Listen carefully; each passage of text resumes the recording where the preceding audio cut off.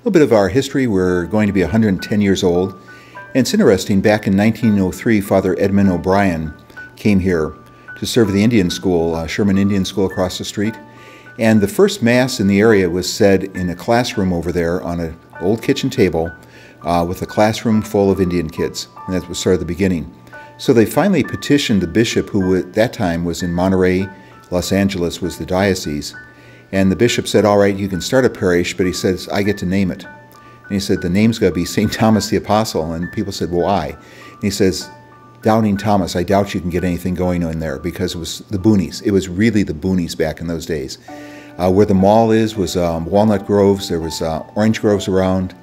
There was basically nothing. There was dairy cows across the street from church. There was just nothing out here. So we started in a nothing area. And 110 years later, we have a very large parish community. Since we were started to serve the Indian kids across the street, things were very different. Sister Catherine Drexel, who later became St. Catherine Drexel, and the Blessed Sacrament sisters would come out here, and they went from mission to mission of Indian schools and would teach for 2 weeks here, 2 weeks there. So she was part of the early days of the parish. The Drexel Foundation money bought the first church and the rectory and supplied everything for $3,000. You can't paint 2 rooms in this place for $3,000 today, but back then that was big money. So there's some older parishioners that actually remember her being here. There was about a 20-25 year period of time from 1903 on that she was here. And they remember her coming through with her sisters to teach the kids their religion classes. There's one funny story. One of the kids, she was doing the sign of the cross, and this kid was a speed artist. You just missed it. And she told the parents, you know, we got to work on this kid. Everything is so fast, the prayers. If he doesn't learn it right, he's got to kill me or make me a saint. So fast forward to when she was made a saint. The family's kidding this guy. He was still alive then, saying, now look what you did. First the poor woman died, and now they made her a saint, and it was because of you going so fast. During the time of the Second World War, there was an army base in the area that was a training base, so there was an influx of people there. So the church was expanded. In the 40s and early 50s, people started building the school. Father, one of the Franciscans were here by then. He started the school project, but the parish was started by a diocesan priest.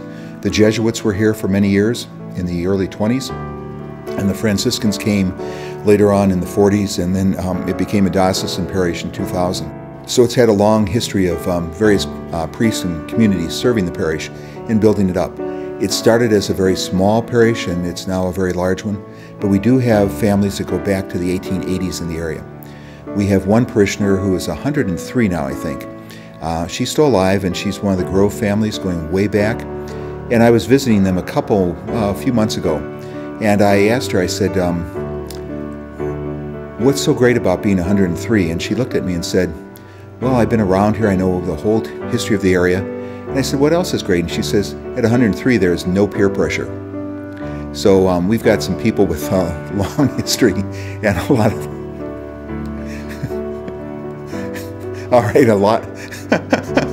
Yeah, we have a rich history here and a long tradition here. When you think of 110 years, you think of the thousands and thousands of people that were touched by the parish and walked through the doors of the parish and built the parish up. And you can't put a price tag on the hundreds and thousands of hours of service, of education, of ministry, of baptisms. There's thousands and thousands of baptisms, weddings, funerals, gathering of kids for all kinds of things. We've had a school. School is 65 years old now. We've had a school for that much of the parish history. So when you think of all the people and all the lives that were touched by the gospel, by the service, by the ministry, tremendous. And then you talk to the old timers, and they always have these very personal stories of family gatherings and parties and receptions and how they came together as a community, because it was a very diverse group. It was Grove people, dairy farmers, workers in the Grove. It was families who had had a lot of bucks. Families that sold their property and made a fortune selling their land to the mall and various other places. You had railroad people. You had the military here. It was an army base first, and then it became March Air Force Base after the war. So we have a very rich mixture of people. You have people from around the country that settled here. Some came to get away from the snow. Some came to because of jobs. Some came to retire. There's just all kinds of history there. But when you look at the parish, starting hardly with anyone here, we've got about 1,600 families now, which is about 5,800 people. So it's a rich, long history. And every generation or every 10 years, it seems like there's a dynamic switch in what the parish does. About 10 years ago, we were getting ready for our 100th. We were refurbishing the buildings that previous generations built. We were doing that for the future.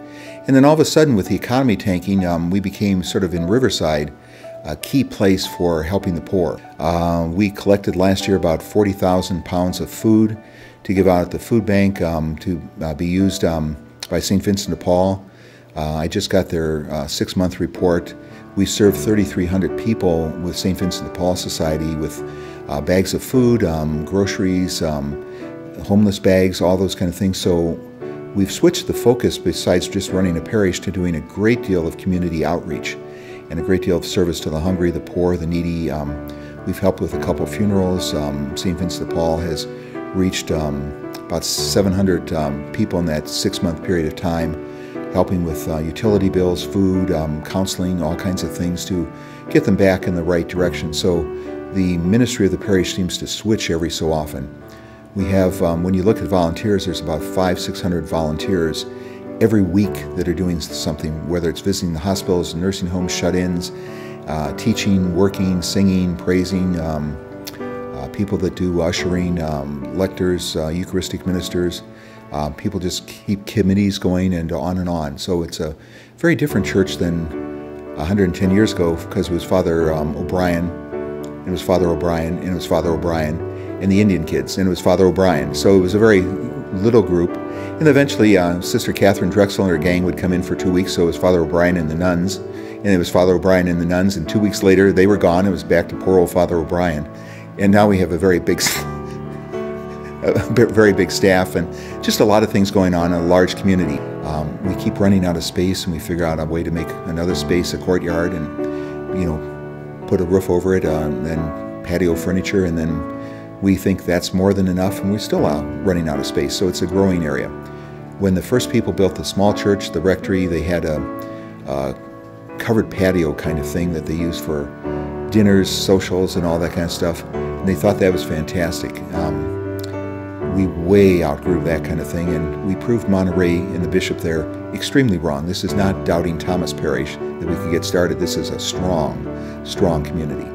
So that's a little bit of our history. If you want to read more, go to the website and read the actual facts, but the stories are much better in the things that happened during the years with various people just working and building. We had a sign in front of church that fell down eventually, but every time there was an earthquake, it rattled. You could hear it. And instead of rebar in the concrete blocks, they were using, the priests at the time would bring out sandwiches to the workers on Saturday, and beer bottles.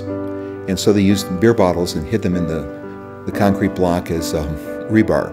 So every time there was an earthquake, if you were near the thing, you could hear it go, all the glass ringing around. So when we took that thing down, we found some very ancient beer bottles hidden in the thing, which no one would own up to.